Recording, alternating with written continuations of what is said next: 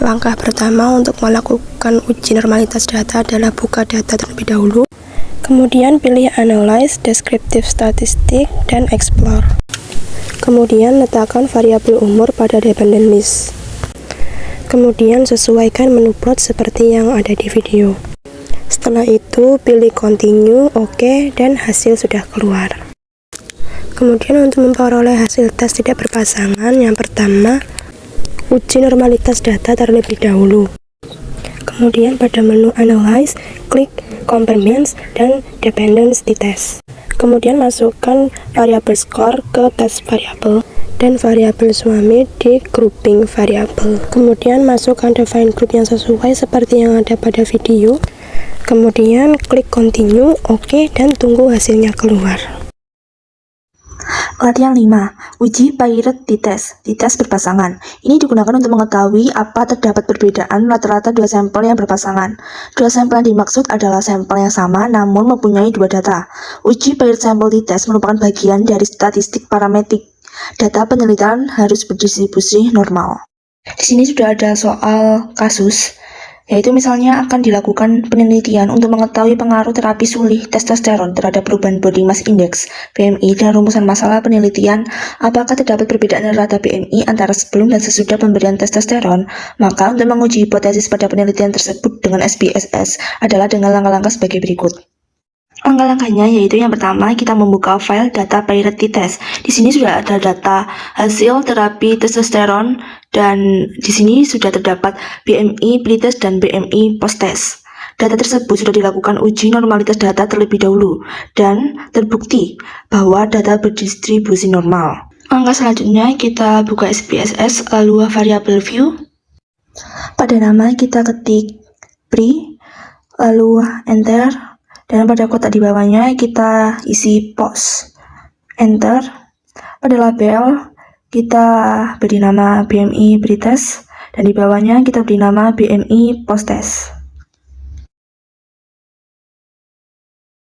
Kemudian kita klik data view. Di sini sudah berubah menjadi pre dan post. Lalu kita buka lagi data BMI pre-test dan BMI post-test pada awalan. Lalu kita copy dan kita paste pada data view seperti ini. Kemudian kita klik Analyze, lalu Compare Means, kita cari Paired Sample t-test. Pada kotak Paired Sample t-test dan BMI pre-test ini kita masukkan pada variabel 1. Untuk BMI post-test kita masukkan pada variabel 2. Lalu klik OK. Lalu setelah itu akan muncul output seperti ini. Terdapat 3 kotak output t-test, yaitu yang pertama paired sample statistik, paired sample correlation, dan paired sample test.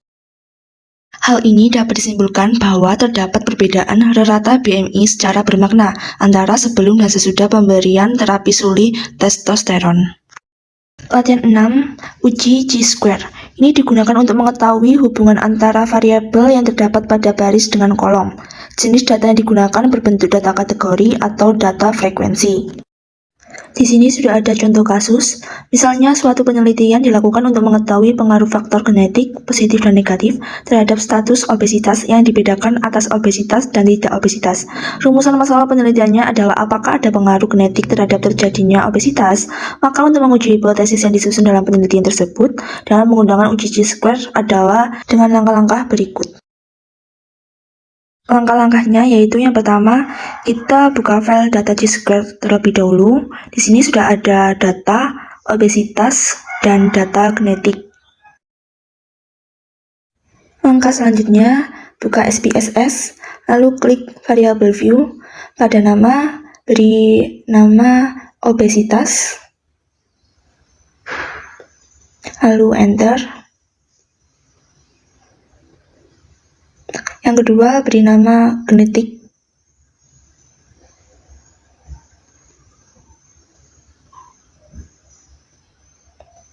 Lalu enter. Pada label juga beri nama yang sama pada obesitas dan genetik.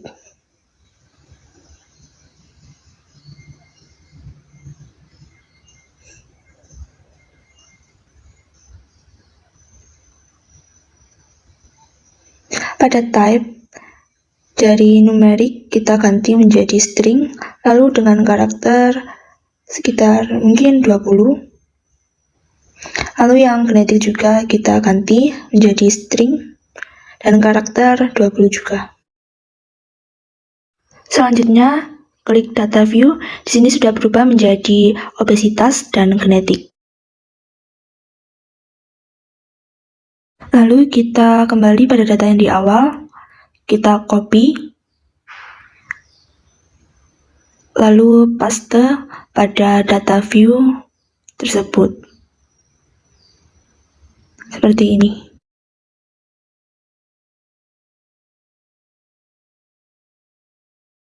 Selanjutnya, klik Analyze, lalu klik Descriptive Statistic, dan klik Cross Tab. Pada kotak cross tab ini, masukkan variabel genetik pada kotak row, karena sebagai variabel bebas. Dan masukkan variabel obesitas pada kotak columns, sebagai variabel terikat seperti ini.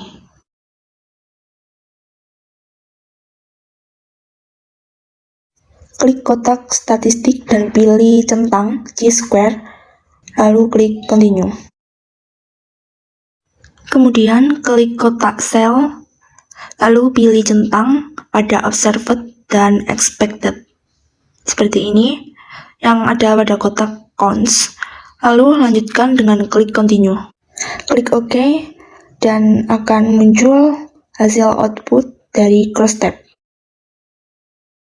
Ada 3 kotak, yaitu Cross Processing Summary, Genetic Obesitas Cross Tabulation, dan chi-square Test.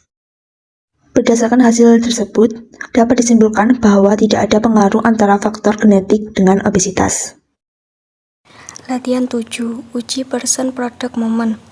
Kasusnya yaitu, misalnya dilakukan suatu penelitian untuk mengetahui korelasi antara skor depresi dengan skor kecemasan atau ansietas. Dirumuskan masalah penelitian atau pertanyaan penelitian sebagai berikut.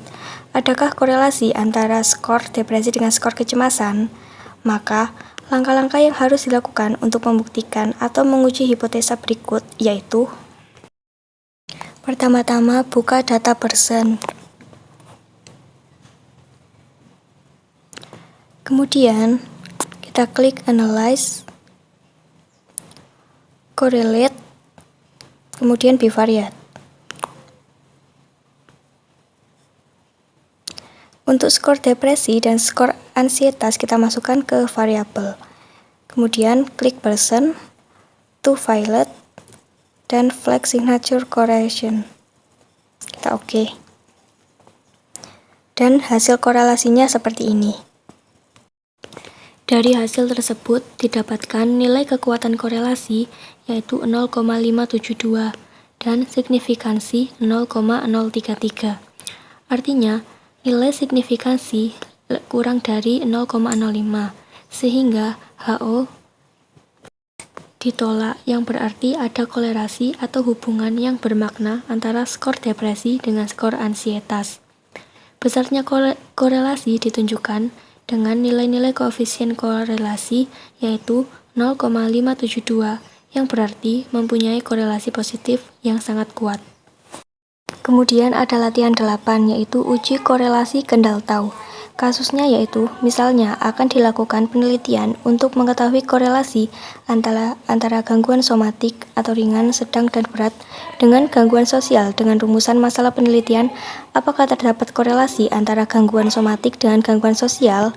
Maka, untuk menguji hipotesis pada penelitian tersebut dengan SPSS adalah: pertama-tama, buka file data kendal, kemudian Analyze, kemudian kita klik Correlate, Bivariate, kemudian Somatic Complaint dan Social Problem dimasukkan ke variabel.